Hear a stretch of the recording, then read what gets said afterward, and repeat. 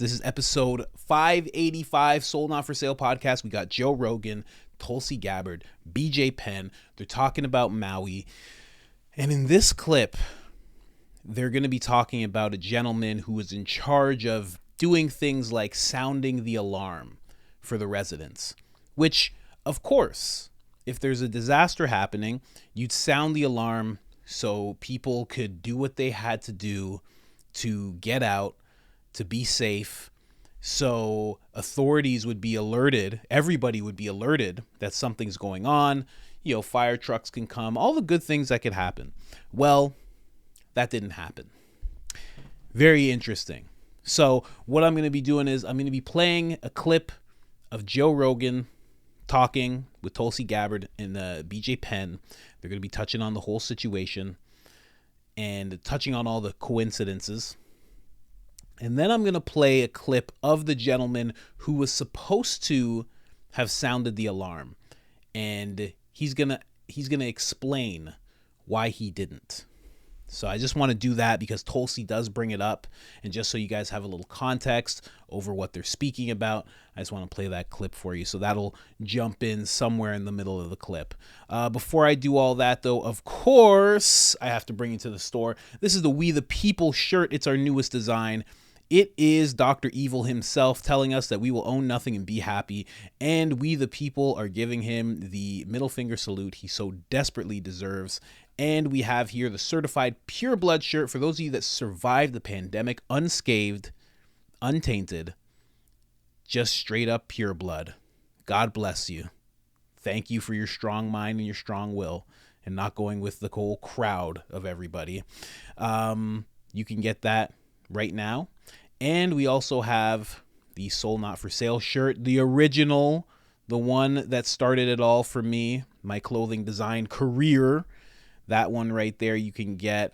And, you can get hoodies, tank tops, t-shirts, even mugs. Check it out. We even have this shirt, Public Enemy #1. You can get that all at IamCoachColin.com. And if you want 10% off of anything you just saw, all you have to do is put in the discount code IamCoachColin. All capital letters, all one word, one L in the name Colin, and that gets you 10% off. And if you've done that with us already, thank you so much. You're much appreciated. Let's get into this clip. Let's go. You're the governor. You leave. The first thing you know a hurricane's coming. Get your emergency team ready, right? Why wasn't the emergency team ready to go? Well, the county, the head of emergency response for Maui County was on Oahu at a FEMA conference when this happened. At a happy hour. Why didn't he, we all know you can get on a plane within 30 minutes to fly from Honolulu to Kahului and be there within an hour, hour and a half. He didn't show up there until 1 or 2 days after. And when the mayor was asked, Mr. Mayor, this was, a couple of weeks after, a reporter said, who was directing the response? Your emergency management guy was not there. Who was the person making decisions in the hours after the wildfire? The mayor said, I don't know. I don't know. And what about the guy sounding the alarm? Now he resigns. Well, does that mean he's not going to be criminally charged for criminal negligence? And you're talking 1,000 people. The guy who was on Oahu when the fires happened, he didn't show his face in public to the media or to the community until 8 or 9 days after the crisis. The guy who should have been talking to the media every single day in the hours and days after, he didn't show his face in public until day 8 or 9. And that was when he said that he didn't regret sounding the alarm system, which is a whole other, his response made no sense whatsoever. And then he resigned. Do you know him? The day. Oh, man. This gentleman that they're talking about, his name is Herman. Herman did not show his face for 8 or 9 days. Herman was the one who was supposed to sound the alarm. He was in charge of all of that. So I'm going to play a clip of that gentleman right now. And this is him discussing, and what Tulsi just said, his response makes no sense. It really doesn't, So yeah, let's just get into it. Do you regret not sounding the sirens? I do not. And the reason why, and so many people said they could have been saved if they had time to escape. Had a siren gone off, they would have known that there was a crisis emerging. And as we know, so many bodies were found in the ground As Do you want him to give you the answer? Or I do, but I want to get it out there. Let him finish his answer. I'm sorry, there's a lot of people. Well, you're talking and you're not letting him talk. If you want to talk, come up here. I'm ready for the answer. Then wait. The sirens, as I mentioned earlier, is used primarily for tsunamis, and that's the reason why many of them are found, almost all of them are found on the coastline. The public is trained to seek higher ground in the event that the siren is sounded. In fact, on the website of the Hawaii Emergency Management Agency, the following guideline is provided. If you are in a low-lying area near the coastline, evacuate to high grounds, inland or vertically to the fourth floor and higher of a concrete building. Alerts may also come in the form of a wireless emergency alert. Had we sounded the siren that night, we're afraid that people would have gone Mauka. And if that was the case, then they would have gone into the fire. And so that is the reason why our protocol has been to use WEA and EAS. By the way, I should also note that there are no sirens Mauka, or on the mountainside, where the fire was spreading down. So even if we sounded the siren, it would not have saved those people on the mountainside, Mauka.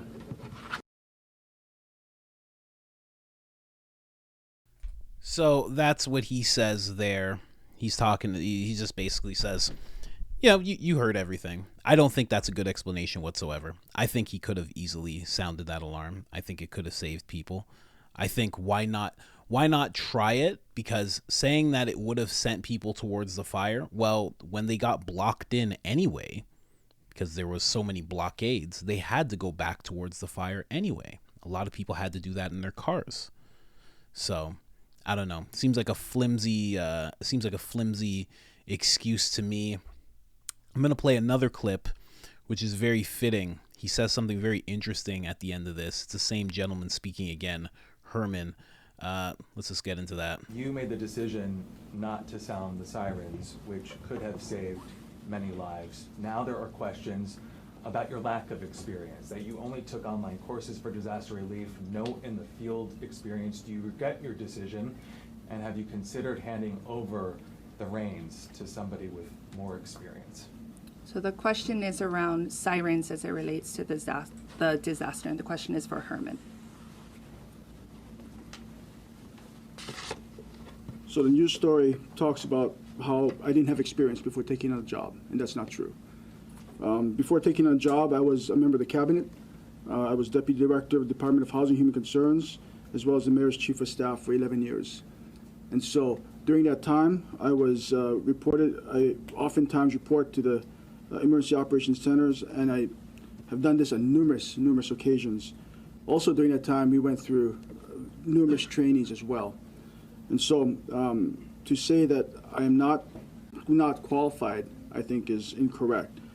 In addition to that, when I applied for this position, which is, by the way, a civil service position, I went through a very arduous process, and I was vetted, had to take a civil service exam. I was interviewed by seasoned emergency managers, and they all deemed me qualified. In fact, I was selected.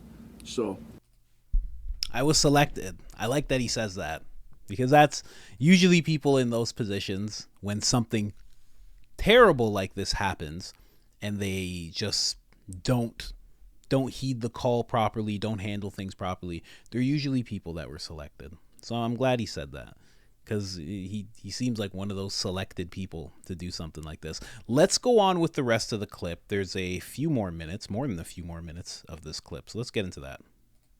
Personally, I don't. What is the controversy about the alarm system? So that was the question. It was like, Hawaii has a state-of-the-art alarm system. We are the most remote island chain in the world, and as a result, natural disasters is kind of a part of life. Tsunamis or hurricanes, that's what made it big. Flooding or whatever the case may be. We have the best, right? We're supposed to have the best. They were not sounded because of these fires, and that was the number one question. Why wouldn't you sound the alarm system? We had to wait until 8 or 9 days after when he came out to this press conference. And he was asked, do you regret not sounding the alarms? Because they weren't broken. They worked. And he said, I don't regret it. And the reason is because, he says, we have been trained as people, when we hear the alarm, we believe that a tsunami is coming, and we have been trained to know that if a tsunami is coming, you head towards the hills. You head away from the ocean and towards the mountains. That is such bullshit. Somebody told them that line. That's the best line you can come with. BJ, you know this because we all get the alarms on our phones. Yep. Say, hey, there was an earthquake near Japan. Yep. Tsunami may come to Hawaii in 3 days or 4 days. Be aware. And we got all of our geologists and all these people. They're tracking this. We have, like, a tsunami doesn't pop up out of nowhere. That's something that we have. So if that alarm sounds and we haven't gotten that notice, there's something else. Yeah, and we would know, like this, there's there something was else. Smoke. You just like look at the ocean. Couldn't they send an alarm to your phones and said there's a fire? Yes. Yes. You know, I don't know if he was, So what happened with the water? There was also some controversy about the water not being utilized. I think the power went down and then the water pumps went down from what I... Right? So the power did go out for a little while. According to the electric company, the power was restored and was not connected to the water so you got release. But I mean, the short answer to the long history of water battles in Maui County is going back to the plantation days when corporations essentially took ownership of the water. So, you know, it's the Native Hawaiian system of the Ahupua'a is you have the mountains, rainfall comes, streams, you have this natural ecosystem of waterways that go from the top of the mountains out to the ocean. And Hawaii's agriculture systems and wetlands and fish ponds, everything was built around that. These corporations came in, took over, and literally took ownership of the water on Maui in many, not all of it, but most of it, and started diverting those streams so that the water fed directly into their lands, plantations, and then ag land, and then now very wealthy landowners, golf courses, resorts, etc. But the effect of that was places like Lahaina, that was traditionally a wetland. It was called the Venice of Maui. It was lush. There were fish ponds and farms and all of this stuff. Because of that water diversion, it's like a desert there now, which is why these wildfires keep happening. And traditional farming communities and Native Hawaiian lands were bled dry because the water was diverted to private corporations. So fast forward to how did that impact the fires? What year did that happen? Around? I mean, this was 1800s, 1850s. Yeah. This was But the big five, the Hui Nui, the big five you're talking about. Yeah, exactly. The big five plantation owners that came in. But the problem has compounded generation after generation after generation. And so firefighters didn't have access to water when they needed it to effectively try to fight these fires. There was a hurricane winds, and so obviously it grew and spread like a blowtorch across the town of Lahaina. But even in the other, in upcountry Maui and Kula, when I went up and talked to some of the residents up there who also saw, I don't know, it was like almost 600 acres that were burned through. Homes were burned down, and they were trying to help each other. Neighbors were trying to help each other because you see, okay, hey, there's fires starting. Let's all get our hoses and turn on the water and try to do what we can until the firefighters get here. They turned on their hoses, and it was just dribbles of water. And so literally they're going and like scooping water out of their toilet bowls and like, oh gosh, there's a little bit of water like from the last time it rained stuck in like our kid's bucket, like literally getting water from wherever, bottles of water, trying to fight fires in their community to save people's homes. And watching people dying while that's happening, watching children burn. I was talking to my friend, he was a big part of my campaign. The last campaign, he said, hey, BJ, children, animals burning, you trying to fight it with water that you don't have. I mean, just so many. And so there was a request. Right? There was a request that was put into the state to divert the water so that it could be used to fight the fires. And there was some kind of like 6 or 8 hour delay before that decision was made. And I don't know the answer yet as to what that delay was. But the fact that the people of Maui don't have control over their own water is exactly the problem, both in this crisis, but on a daily basis where families are told, hey, countywide, there's a drought right now. Everybody needs to conserve water. You got to be limited with don't wash your car and all this other stuff. But meanwhile, they go and drive through one of these resorts and they see all the sprinklers on for the golf courses, and they see no restrictions whatsoever in the hotels. And it's no wonder why people there are like, what the heck is going on here? You guys really only care about these resorts, but you don't actually care about the fact that a mother can't bathe her child because of the water restrictions. Man, does that not sound that exact? Oh, man, come on. Does that not sound like January 6th? They put in a request that could save the whole situation, and it's just like, there's just a delay. Let's all think about it. Let's see. I'm not sure. Oh my gosh, what happened? It sounds like the exact same thing. Stephen A. Son reported the same thing when he wanted the National Guard. He's like, can I have the National Guard? And they didn't get back to him and have them there until about 5 hours later. And the same thing with this. Well, could we reroute this water? We know you have the ability. 9 hour delay? What? What do those people who were the ones who could actually greenlight that, what did they think was going on while they were thinking about it, while they were deciding? Obviously, there was a crazy fire happening. I really like BJ. I can't make these I can't play clips for too long. It's copyright and all this stuff. But I like BJ. I like what he just said in terms of all of these coincidences, because he can tell that he doesn't think all this is a coincidence. He's from there. He's from Hawaii. I'm not sure if Tulsi's from there. I know she served there for a long time, for like a very long time. I want to say like 8 years. But BJ is from there. He's born and raised there. And he understands that it's possible that this wasn't a coincidence. I'm not saying either way, right? I'm trying to stay safe here. But I like the fact that he's just like, too many coincidences. It's too many.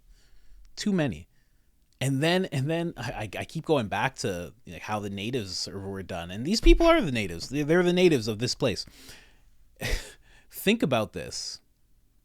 And maybe they're not the exact natives from there, but you know what I mean. Like, they're the people of that land for centuries, right? And the water being diverted, and then that wetland turning into like a basic desert. These are the things people do. That's what you do in the 1800s. In the 1800s, you go, will those people leave?